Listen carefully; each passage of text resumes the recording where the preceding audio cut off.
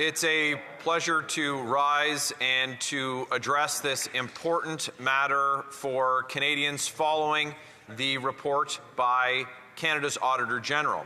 Now, before I get into the substantive portion of my remarks and the case for the imperative of getting Canadians their money back, but also to have a lifetime ban for the contractors involved in the principles of the contracting firm in question, I want to inform the chair that I'll be splitting my time with the honourable member for Edmonton West. And it's actually a privilege to split my time with this member. We often talk about His Majesty's loyal opposition being a government in waiting. And it's interesting because there was an exchange recently between the Right Honourable Prime Minister, who is new to this place, and the member for Edmonton West, who's an experienced parliamentarian.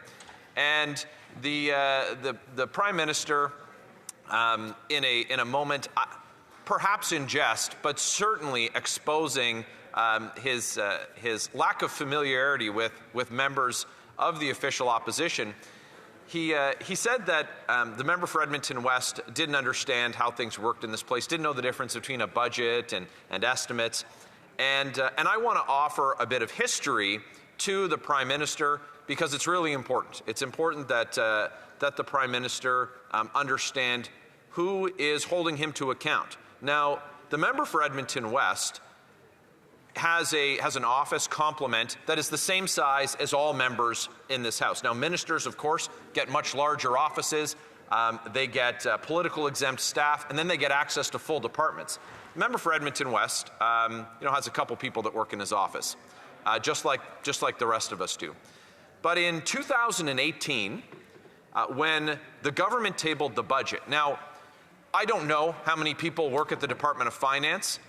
There's a lot. There are thousands of them, and this budget gets tabled in the House, and the member for Edmonton West, on his own, in doing his due diligence, reviewing the budget, finds that the Minister of Finance and the Ministry made an error of about $150 million. Now, the honourable member, he was able to correct the homework of the government, of the minister, of their staff, and the entire ministry when they laid that budget on the table here.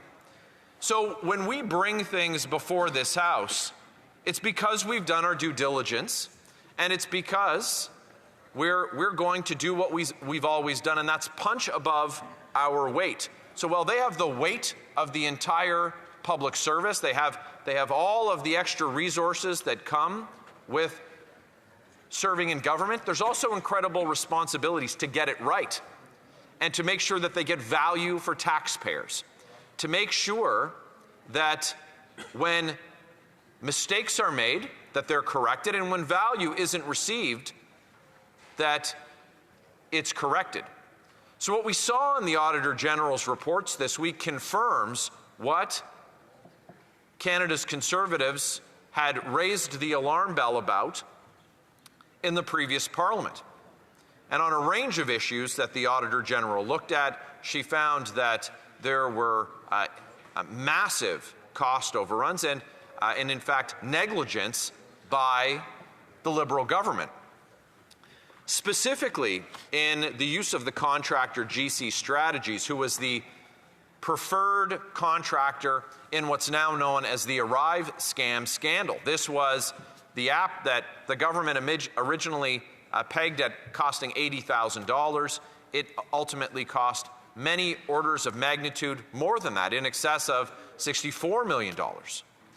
And on value for money, it just wasn't there.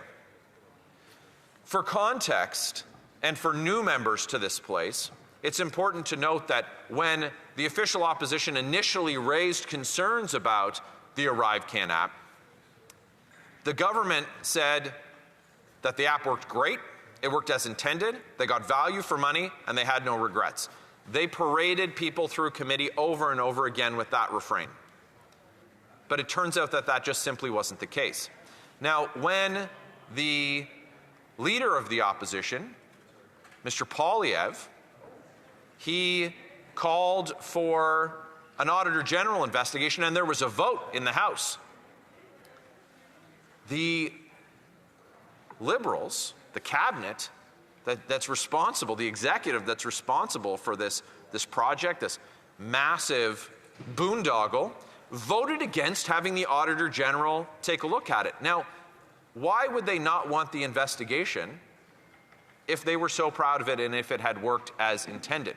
Of course, they knew that it was a corrupt process and they didn't want it to come to light. But we did our work, holding the government to account, checking their homework, and we found the errors. We found the grift that had occurred. And it's not just about the nearly $100 million in contracts that GC Strategies was awarded, a company owned by Mr. Christian Firth and Darren Anthony. It's about the procurement processes that were not followed. Let's take, for example, the imperative of security clearances. So this company, and I use that term loosely, these were a couple of guys working in their basement getting multi-million-dollar IT contracts from the government of Canada, working in their basement, but they weren't IT experts. And the contracts that they were awarded required security clearances. Some of the departments that they worked for included public safety, they were working for CBSA, they were working for national defense. And what did the Auditor General find? Found that 50% of contracts requiring security clearances, departments can't prove that these workers, subcontractors for GC Strategies, had the security clearance. And in over 20%, workers were actively on the job without a valid security clearance. This isn't a government that takes, this Liberal government isn't one that takes security seriously if this is what they deem an acceptable procurement practice. Now, what's going to be shocking for Canadians is anyone who's ever had a project done at home. You know, if you get a deck built at your house and you put a deposit down and the work is complete and it's satisfactory, you pay the contractor and you thank them for their hard work.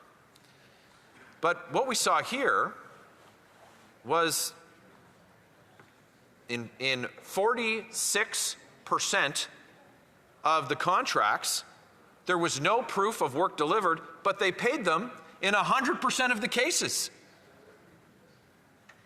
It's unacceptable, and we know that because no household would do it, no small business would do it, and certainly the Government of Canada shouldn't have done it. So what we're asking for is reasonable, but it's also the minimum expectation that Canadians have of us as Parliament.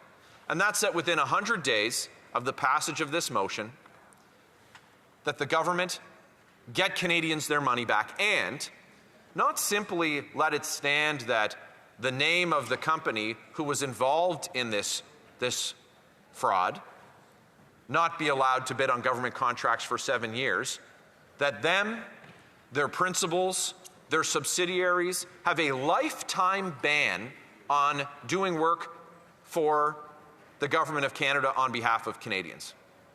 This is what they expect of us. Now, we'll hear the rise of all kinds of partisan hackles over the course of today, but I think that this is a great opportunity. We're going to hear that this is a new Liberal government. And if it is, it's time for them to show that, let us smell that new car smell, that new government smell, rise above the partisanship, the instinct to oppose this for the sake of opposing it, vote with this common sense motion, get Canadians their money back, get accountability by banning these contractors, and let's show Canadians that when we tax $1 for them, that it's going to go as far as it can, and if someone takes advantage of the government of Canada, takes advantage of Canadians, we won't let it stand. Thank you very much. Questions and comments? Questions et commentaires. The Honourable Parliamentary Secretary to Government House Yes, Leader. thank you, Mr. Speaker. You know, interesting enough, Mr. Firth, the one that the Conservatives have been after for a number of years now, was actually part of a company known as Cordell. Now, Cordell was actually started up back in 2010 to 2015 and received many different contracts under Pierre Poilievre's and Stephen Harper's government.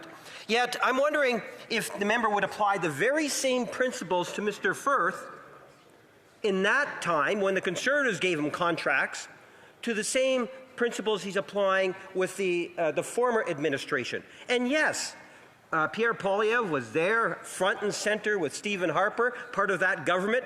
Today we have a new Prime Minister and a new government, even further away from Mr. Firth than his own leader. His thoughts. The member for Leeds, Grenville, Thousand Islands, Rideau Lakes. Well, it's a great question from the Honourable Parliamentary Secretary. I thank him for that. Let me tell him this.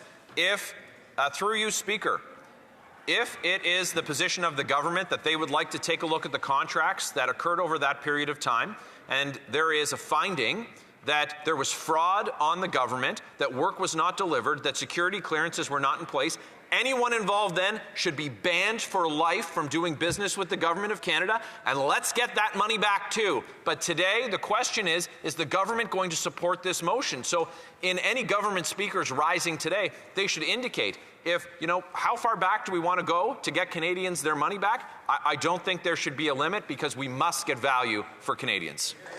Questions and comments? Questions et commentaires. Le député de Drummond. The member for Drummond. I'd like to congratulate my Conservative colleague on his speech. And this is a motion the Bloc intends to support with some reservations. It's a bit unrealistic to think that that money will ever be recovered. But going back in history, these scandals have been racking up. There was the sponsorship scandal or the ad scam with all the money that was wasted by the government back then. There was the We Charity scandal, which was an abomination in terms of managing public finances. And here we are with another scandal of the same ilk. It's all well and good to call for that money to be returned, but don't you think we should begin by reviewing the rules that govern this type of contracting? Where's the accountability? How do we make sure this doesn't happen again? It keeps recurring because nothing's being done to stop it from happening again. The Honourable Member. Merci à ma collègue. I'd like to thank my colleague for that good question. It's been a difficult time for Canadians when you look at the last 10 years, but of course, as the member indicated, it's not just limited to the last 10 years. We saw that with the Liberal sponsorship scandal as well. And we absolutely need to have rigorous processes in place. And it's encouraging, of course, to hear that the Bloc is going to support the motion because we have to get that accountability. Look, when we now see that the opposition has a majority on committees, there's a real opportunity for opposition parties to ensure that we hold them to account at public accounts, at the Government Operations Committee, and at all government-chaired committees as well. And we look forward to working with my colleague to make sure that we get that accountability for Canadians. Questions and comments? The member for Haldimand, Norfolk. Thank you, Mr. Speaker. The Parliamentary Secretary alluded to the fact that Mr. Firth in 2010 was also given contracts under Harper. In fact, my understanding is that GC Strategies was incorporated in 2015, and so the issue that's at hand could not pertain to any contracts that were awarded in 2010. I would like my friend to clarify that point of fact. Thank you. The Honourable Member. Oh, thanks very much to the Honourable Member for Haldimand, Norfolk. She is unsurprisingly correct in her discernment of the facts, and the issue that we're dealing with here is one that was reviewed by the Auditor General. And the Auditor General was the one who made the finding that we have that we have here today. And that's the basis for this motion to get the funds back. And there hasn't been any evidence presented to independent officers of Parliament about this type of grift or fraud in the period that the Parliamentary Secretary had indicated. But as I said, if they're supporting us getting more of Canadians' tax dollars back and preventing future frauds, let's go.